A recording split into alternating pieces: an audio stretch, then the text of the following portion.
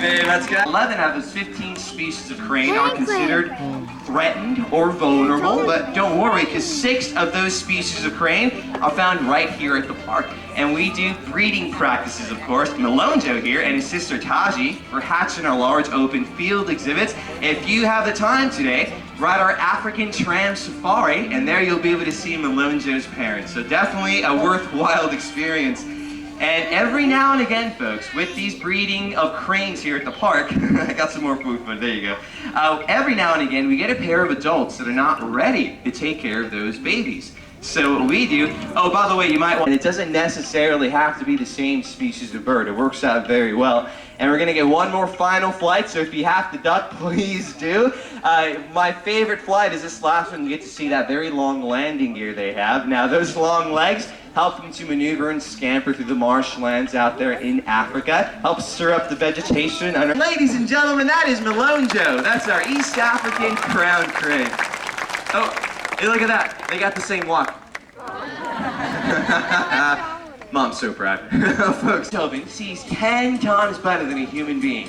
And that's during the day. But at night, he sees 100 times better. Amazing eyesight at nighttime. Not just the eyes, though. Now, owls have amazing hearing. An owl like Beethoven can hear a mouse step on a twig from over 75 feet away. Phenomenal sense of hearing. Now, the other thing I like to point out, look at him right now. Those feathers, a lot of useful attributes with those feathers. Helps them blend into...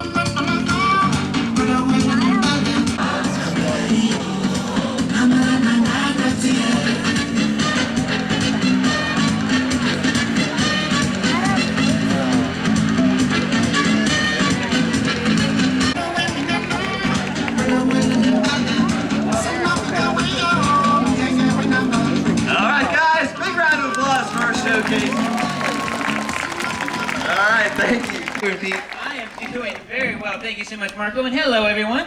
Again, my name is Pete. More importantly, though, this is Kasima. He is an African gray parrot.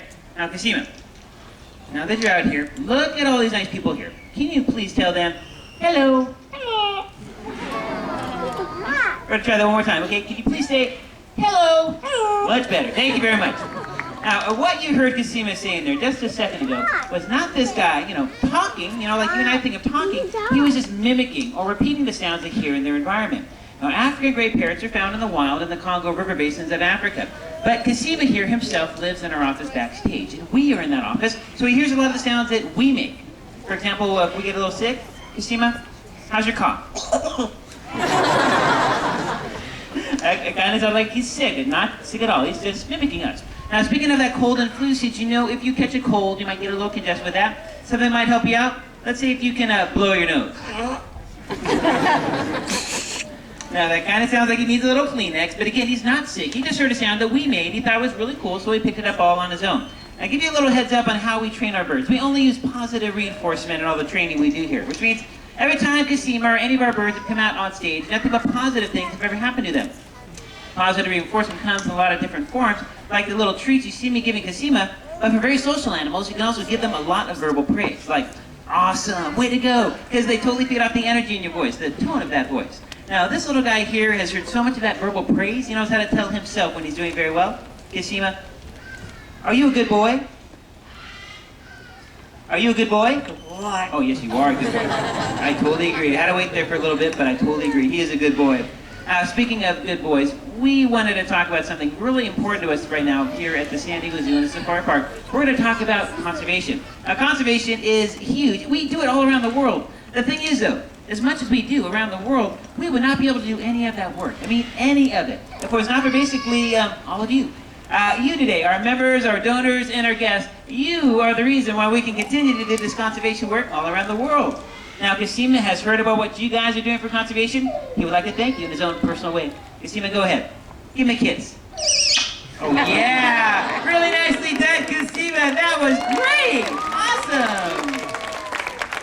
All right, I love working with this guy for many, many reasons. But one of the primary reasons I really enjoy working with Kasima is kind of like me. He is actually a very big sports fan.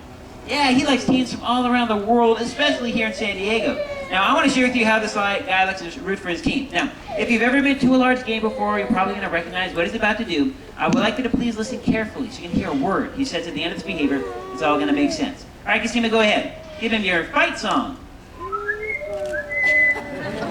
Yeah, you got the charge at the end. Very nicely done, Kasima. Very nicely done. And you got a couple claps out there. That was really nice. Thank you very much. Thank you very much. Yeah, there. Oh, wow. You're winning them over, Kasima. Now, I also noticed that they were cracking up at that last one. Are you funny? Yeah, you are funny. We're so glad you came out here today. We're also so glad you guys came out here to see our show today. That's awesome. But you know what, Kasima? He is a total professional. He is not going to get off stage before he tells all of you, bye. Bye. Thank you very much, Kasima. You guys enjoy the rest of the show and have a great day. Miss, sit down. Thank you very much. We're about to see why, actually. If you take a look right now, that is exactly... Kind of guessed why now, huh? It's pretty much a close look here. Now, Calithia represents my favorite birds we have here at the park, folks. I am talking about the scavengers. Scavengers are the cleanup crew of the animal world. Now, some natives in South America had the idea, mainly because of the size of this bird, is nature's first recycling center. Yeah, nature was the first to recycle with condors and vultures. A lot of adaptations.